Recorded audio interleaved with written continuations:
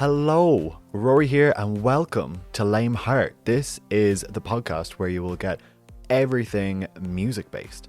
And I'm really excited because it's an exciting one today, but also it's an interesting one too. And I'm going to give you some context now.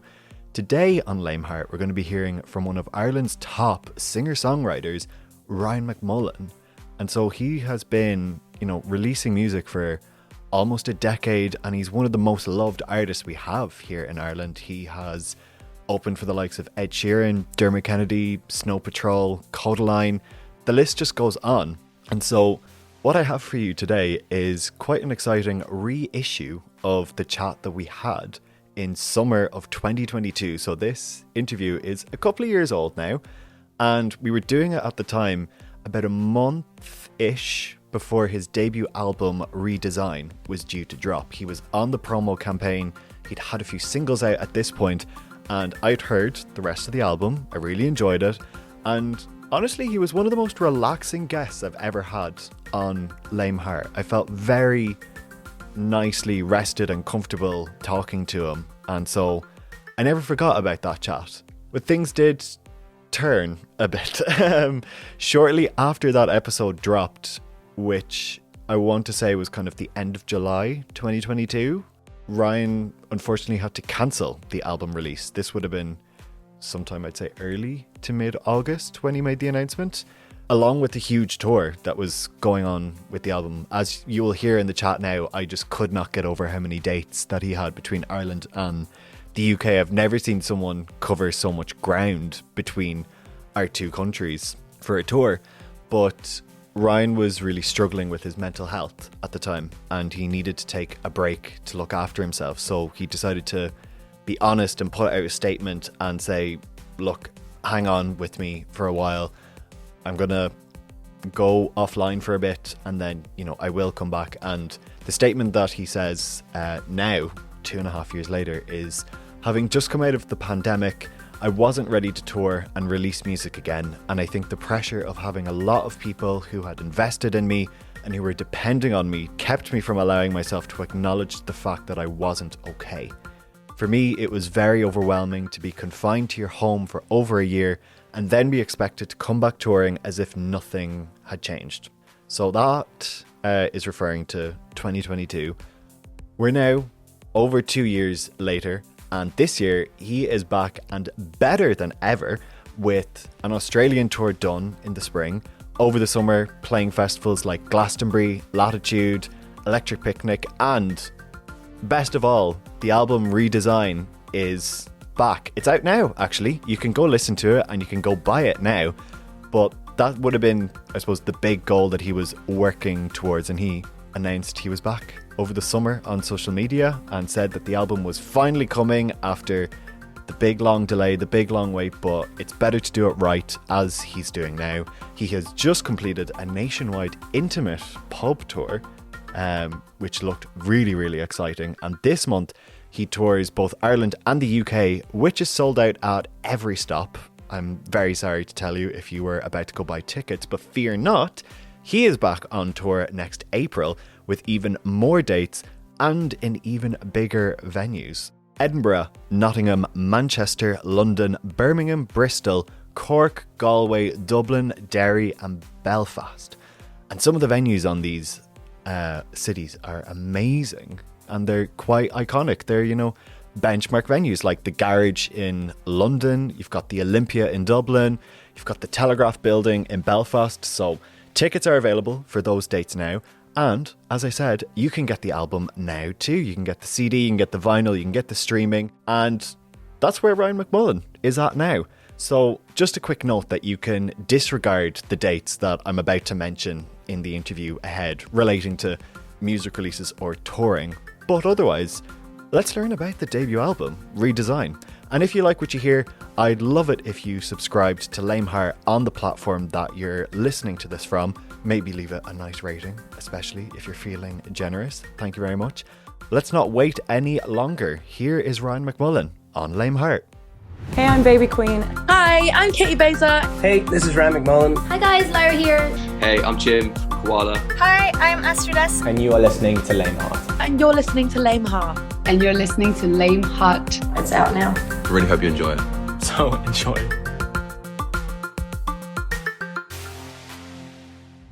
Welcome on to Léim Thart. He's coming soon to a town near you.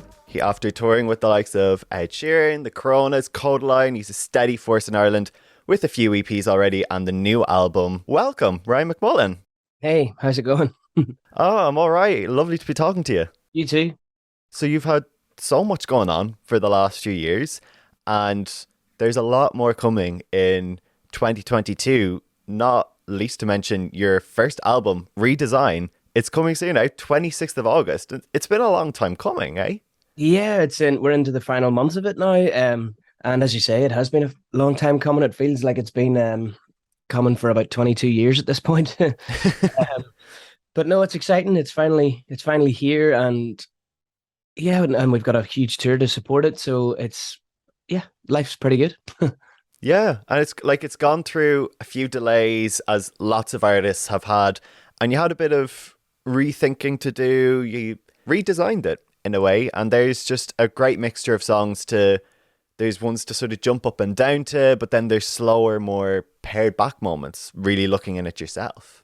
Yeah, I think the idea, it was always called Redesign, and then I kind of redesigned. So the name was pretty apt, but yeah, I think to ignore the pandemic would sort of be a disservice to the album.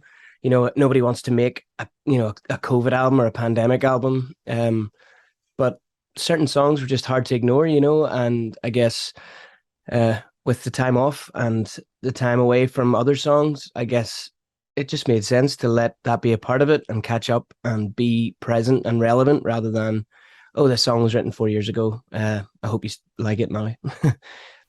And I think I heard Zane Lowe say, I don't know, it's just a beautiful metaphor. He was talking about the pandemic and he was like, it's going to be a great harvest in terms of musicians. And so clearly you've harvested a few good things out of the time. Yeah. Although saying that, everything that I wrote in that time, bar about 2 songs, was all pretty heavy and pretty morose. but yeah, he's definitely right. There'll be a lot to write about. I think the longer we go on and process what actually went like what the fuck actually happened, I think it'll change from the depression to a bit of anger. I think there's a lot of mistakes that was made, and I think that's whenever the harvest will really come, when people decide, you know what, that was bullshit. Absolutely. And now I've had a sneaky listen to the album. Oh, good. Really enjoyed it. And I really enjoyed the new single, because you've got a song coming out and it's Wilder. So we've had a few tasters so far. We've had Boy on the Radio, we've had Static, Flailing, Real Love, and now we have Wilder. Yeah, it's kind of one of them ones that made the list from the previous list. It's just about having a good time, really. It's essentially about being that person that's maybe too shy or maybe reserved, and meeting somebody that is just larger than life, and they kind of inspire you to be a wee bit larger too. So I think we can all get on board with that. I'm sure everybody's had a date that they're kind of going, I need to up my game here if I want this to last. I wanted to get out of your shell. Yeah, pretty much. That's hilarious. I can definitely see the audience enjoying that one when it's out, and especially after you've waited for so long to release that one and a few other songs that are on the track list that you've had since before the pandemic, and not having seen sort of the audience reaction yet, in a way. I was going to say it's pretty daunting, but I suppose it is in a way, but it's also not in others. But what I mean by it being daunting is, you've had these people follow you for all these years, waiting for the album, and then, you just hope that they like it. Now, if they don't like it, it's kind of like, well, I'll just write another one.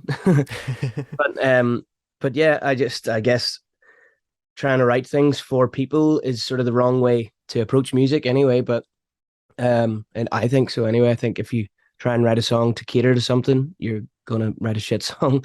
But yeah, I guess it's one of them things. I hope they understand where I'm at, and I hope they can take something from each song, because it's weird. They're all from experiences, hence, that kind of Wilder, which is free and fun and happy. And then you've got the likes of Flailing and Episodes where it's down. And I guess, yeah, hopefully people can take away something from each song, or Yeah, that's the interesting part will be once it's out and people start to tell me what they think and, what songs connected and even what songs didn't.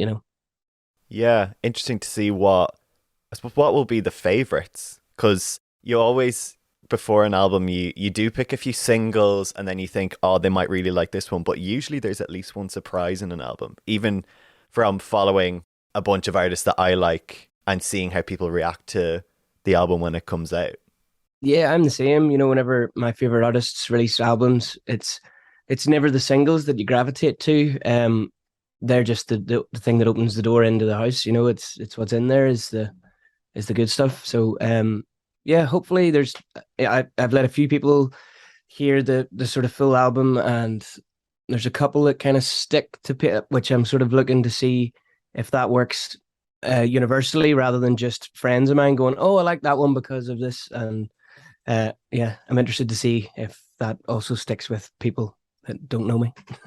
For sure. Well, you're going to find out pretty soon because, as I said earlier, you've done some huge opening slots and you are going on a mammoth tour across North America.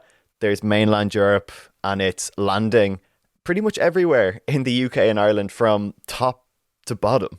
You've got your biggest show yet in Custom House Square, Belfast, in the end of August, 27th, right coinciding with the album.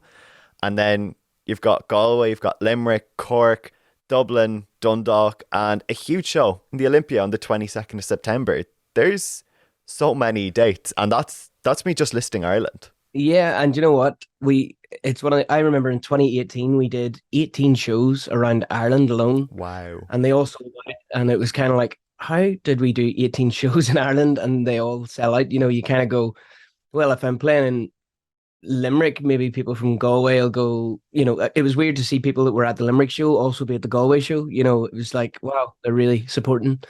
And then, yeah, I think we kind of went that way again this time. It was like, hey, we got the album. Let's go everywhere. It doesn't matter if 20 people show up or if 2,000 people show up. It's like, let's just play it everywhere and anywhere we can. Which is exciting, but also very daunting because you have to be on the road for all that time. And as much as I love being on the road, it's okay, I suppose being off with the pandemic, it's I feel like we're coming back to 100 mile an hour straight away. It's not to 100. So I guess it's kind of making sure we do that right and not go hell for leather and come off it with an alcohol problem and overweight, and it's very easy to do on tour. I'd imagine so. Well, it's great to see like seizing it and taking the opportunity now that we've had such a long time of pure nothing, and now that you've the chance to tour. I mean, I haven't seen a tour this extensive. I don't know if I have since things reopened. It's huge. Yeah, it's mental. I actually, sorry, excuse me. I actually was a wee bit taken aback whenever I saw all the dates, because I was like, yeah, let's go everywhere. And then I saw all the dates and I was like, fuck, we're going everywhere. You really are going everywhere. So, but yeah, it's exciting too because, you can always do the shows in like your Londons and your Dublins and your Belfasts and your Glasgows and Manchesters, but going the whole way down to like Norwich or Southampton or even Wexford as opposed to just the Dublin show, I think it's kind of nice for people to go to shows closer to home where they're not having to, book a hotel away and a night away and, babysitters and all that kind of stuff. And then hopefully by coming to them sort of cities, maybe whenever you decide to do bigger shows, they go, oh yeah, we're going to the one in London this time. He came to us this time, we're going to him next time. That's the kind of hope anyway. You get to go there and entice them to become fans and stick around. Dead right. And with all these shows, like, what are people in for sure? It's a strange one because, sorry, excuse me, I've got a frog in my throat. I feel like I've had this frog in my throat for since the start of the pandemic. It's a strange one because some of the shows are to 5,000 people and other shows are to like, I think the smallest room is 150 people. So trying to translate a show from that size, from the biggest to the smallest, will be a challenge for sure. But you could. This is where my head goes. I don't really know whether to give them the full show because you shouldn't treat them any differently in the smaller room, or do you give them a special show that hey, there's only 150 people here. Let's do something just for you. And I think, you know, the only way to really do that is to do the shows. I think that's something that you learn as you're going. To make that decision now would be strange, because you don't even know the shape of the room, the size of the room, the equipment they have, you know. So yeah, it's I guess it's all up to whatever happens on the day. But it'll be brilliant well, I'll be putting as much as I can into whatever the show is, because even though the shows may be different sizes, I'm pretty sure all the tickets are the same price. And, you know, I don't think it's fair for someone to pay the same price and get a substandard show. So I'll be there 100%. You'll be there 100%. You'll be all over the place, going across Ireland, across the UK, with huge shows in Dublin, the Olympia, 22nd September, Custom House Square, Belfast, 27th of August. The album Redesign is out on the 26th of August. Thank you so much, Ryan McMullan, for coming on to Léim Thart to talk to me all about it. Oh, cheers. Thanks for having me.